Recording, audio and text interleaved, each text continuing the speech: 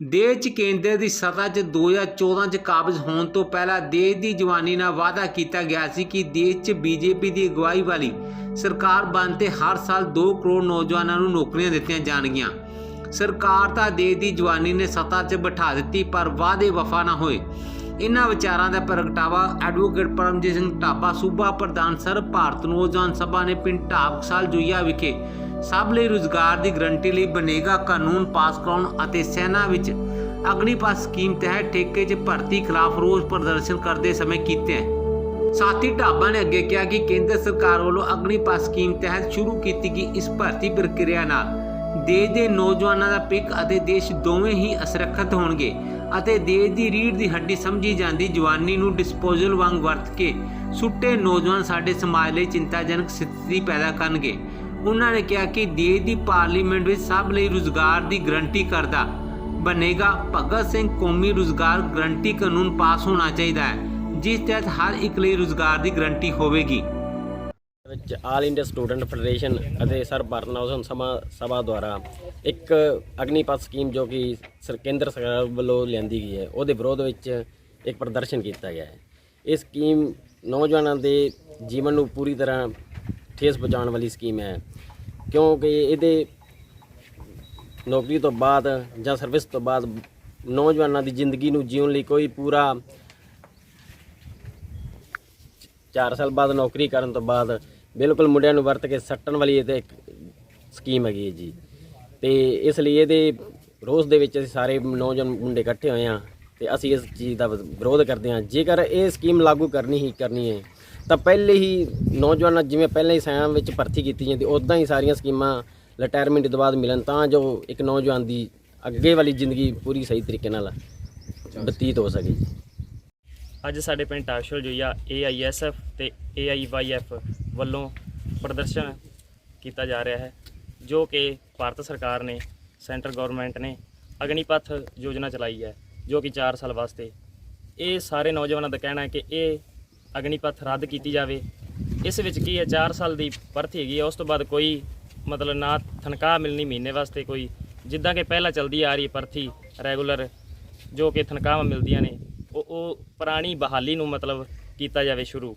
ਅਤੇ ਜੋ ਕਿ ਮੈਂ 7 ਅਪ੍ਰੈਲ 2021 ਨੂੰ ਆਰਮੀ ਦਾ ਟਰਾਇਲ ਦੇ ਕੇ ਆਇਆ ਸੀ ਜ਼ਿਲ੍ਹਾ ਫਿਰੋਜ਼ਪੁਰ, ਅਤੇ ਜੋ ਕਿ ਮੈਂ ਫਿਜ਼ੀਕਲ ਪਾਸ ਕਰ ਚੁੱਕਾ, ਤਾਂ ਮੈਂ ਮੈਡੀਕਲ ਵੀ ਕਲੀਅਰ ਹਾਂ।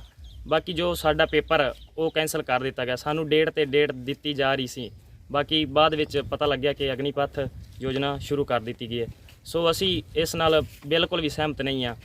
ਦੇਸ਼ ਭਰ ਦੇ ਵਿੱਚ ਇੱਕ ਵਿਦਿਆਰਥੀਆਂ ਨੌਜਵਾਨਾਂ ਦਾ ਇੱਕ ਸਾਂਝਾ ਫਰੰਟ ਬਣਿਆ ਹੈ, ਜਿਸ ਫਰੰਟ ਨੇ ਕੇਂਦਰ ਸਰਕਾਰ ਵੱਲੋਂ ਜਿਹੜੀ ਕਿ ਇੱਕ ਅਗਨੀਪਥ ਯੋਜਨਾ ਉਹ ਤਿਆਰ ਕੀਤੀ, ਉਹਦੇ ਤਹਿਤ ਜਿਹੜੀ ਹੈ ਆਰਮੀ ਦੇ ਵਿੱਚ ਜਾਂ ਜਲ ਸੈਨਾ ਦੇ ਵਿੱਚ, ਥਲ ਸੈਨਾ ਦੇ ਵਿੱਚ ਉਹ ਭਰਤੀ ਕਰਨ ਦੀ ਪ੍ਰਕਿਰਿਆ ਸ਼ੁਰੂ ਕੀਤੀ ਹੈ।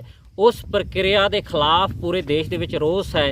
ਰੋਸ ਕਿਉਂ ਹੈ? ਉਹਦਾ ਕਾਰਨ ਇਹ ਹੈ ਕਿ ਇਸ ਭਰਤੀ ਪ੍ਰਕਿਰਿਆ ਦੇ ਤਹਿਤ ਜਿਹੜੇ ਵੀ ਸਾਡੇ ਜਿਹੜੇ ਜਵਾਨ ਨੇ ਜਾਂ ਜਿਹੜੀ ਸੁਰੱਖਿਆ ਦੇ ਜਵਾਨ ਨੇ, ਜਿਹੜੇ ਕਿ ਅੱਗੇ ਆਰਮੀ 'ਚ ਭਰਤੀ ਹੁੰਦੇ ਸੀ, ਜਲ ਸੈਨਾ, ਥਲ ਸੈਨਾ ਦੇ ਵਿੱਚ ਭਰਤੀ ਹੁੰਦੇ ਸੀ, ਉਹ ਜਿਹੜੀ ਹੈ ਲਗਾਤਾਰ ਉਹਨਾਂ ਦੀ ਰੈਗੂਲਰ ਭਰਤੀ ਹੁੰਦੀ ਸੀ ਔਰ ਉਹਨਾਂ ਦੀ ਜਿਹੜੀ ਨੌਕਰੀ ਪੂਰੀ ਹੋਣ ਤੋਂ ਬਾਅਦ ਉਹਨਾਂ ਨੂੰ ਪੈਨਸ਼ਨ ਵੀ ਦਿੱਤੀ ਜਾਂਦੀ ਸੀ, ਉਹਨਾਂ ਨੂੰ ਸਾਰੀਆਂ ਜਿਹੜੀਆਂ ਸਹੂਲਤਾਂ ਨੇ ਦਿੱਤੀਆਂ ਜਾਂਦੀਆਂ ਸੀ।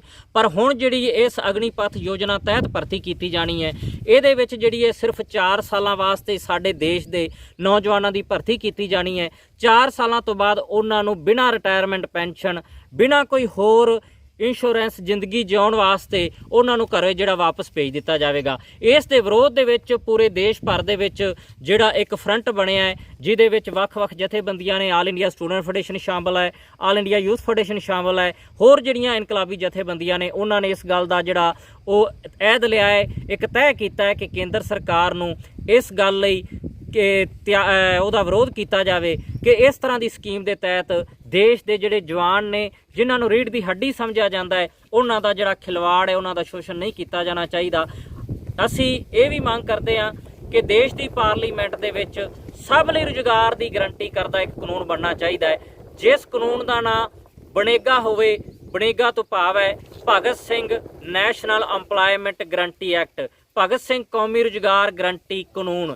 ਇਸ ਕਾਨੂੰਨ ਦੇ ਤਹਿਤ ਅਸੀਂ ਮੰਗ ਕਰਦੇ ਹਾਂ ਕਿ ਜਿਹੜਾ ਵੀ ਚਾਹੁੰਦਾ ਉਹਨਾਂ 18 ਸਾਲ ਤੋਂ ਲੈ ਕੇ 58 ਸਾਲ ਤੱਕ ਇਸਤਰੀ ਮਰਦ ਉਹਦੇ ਰੁਜ਼ਗਾਰ ਦੀ ਗਰੰਟੀ ਹੋਵੇ। ਰੁਜ਼ਗਾਰ ਦੀ ਗਰੰਟੀ ਕਿੰਨੀ ਹੋਵੇ? ਕਿਉਂਕਿ ਸਾਡੇ ਦੇਸ਼ ਦੇ ਵਿੱਚ ਸਾਰੇ ਲੋਕ ਜਿਹੜੇ ਪੜ੍ਹੇ ਲਿਖੇ ਨਹੀਂ, ਸਾਰੇ ਹਾਇਰ ਐਜੂਕੇਸ਼ਨ ਨਹੀਂ, ਪਰ ਜਿਉਣ ਦਾ ਹੱਕ ਸਾਰਿਆਂ ਨੂੰ ਹੈ। ਜੇਕਰ ਜਿਉਣਾ ਹੈ ਤੇ ਉਹਨੂੰ ਆਰਥਿਕ ਤੌਰ ਤੇ ਜਿਹੜਾ ਰੁਜ਼ਗਾਰ ਦੀ ਗਰੰਟੀ ਹੋਣੀ ਜ਼ਰੂਰੀ ਹੈ। ਜਿਹੜਾ ਅਣਸਿੱਖਿਅਤ ਹੈ, ਅਨਪੜ੍ਹ ਹੈ, ਉਹਦੇ ਵਾਸਤੇ ਵੀ ਰੁਜ਼ਗਾਰ ਦੀ ਗਰੰਟੀ ਹੋਣੀ ਚਾਹੀਦੀ ਹੈ। ਉਸ ਤਹਿਤ ਜਿਹੜਾ ਹੈ ਘੱਟੋ ਘੱਟ 20,000 ਰੁਪਈਆ ਪ੍ਰਤੀ ਮਹੀਨਾ ਤਨਖਾਹ ਦੀ ਗਰੰਟੀ ਹੋਣੀ ਚਾਹੀਦੀ ਹੈ ਇਸ ਕਾਨੂੰਨ ਦੇ ਤਹਿਤ। ਔਰ ਜਿਹੜਾ ਅਰਧ ਸਿੱਖਿਅਤ ਹੈ, ਸੈਮੀ ਸਕਿਲਡ ਹੈ, ਉਹਦੇ ਵਾਸਤੇ 25,000 ਰੁਪਈਆ। ਜਿਹੜਾ ਸਕਿਲਡ ਹੈ, ਐਜੂਕੇਟ ਹੈ, ਪੜ੍ਹਿਆ ਲਿਖਿਆ ਸਿੱਖਿਆ ਤੇ ਉਹਦੇ ਵਾਸਤੇ 30,000 ਰੁਪਈਆ। ਜਿਹੜਾ ਹਾਈਲੀ ਸਕਿਲਡ ਹੈ, ਉੱਚ ਸਿੱਖਿਆ ਪ੍ਰਾਪਤ ਹੈ ਕੋਈ ਵੀ ਨੌਜਵਾਨ, ਉਹਦੇ ਵਾਸਤੇ ਘੱਟੋ ਘੱਟ ਜਿਹੜੀ 35,000 ਰੁਪਈਆ ਉਹ ਤਨਖਾਹ ਦੀ ਗਰੰਟੀ ਹੋਣੀ ਚਾਹੀਦੀ ਹੈ, ਤਾਂ ਕਿ ਉਹ ਆਪਣੀ ਜ਼ਿੰਦਗੀ ਜਿਹੜੀ ਹੈ ਉਹ ਆਰਾਮ ਨਾਲ ਜੀ ਸਕੇ, ਆਪਣੇ ਪਰਿਵਾਰ ਨੂੰ ਚਲਾ ਸਕੇ। ਔਰ ਉਸ ਤੋਂ ਬਾਅਦ ਇਹ ਜਿਹੜੀ ਭਰਤੀ ਹੈ ਰੈਗੂਲਰ ਹੋਣੀ ਚਾਹੀਦੀ ਹੈ।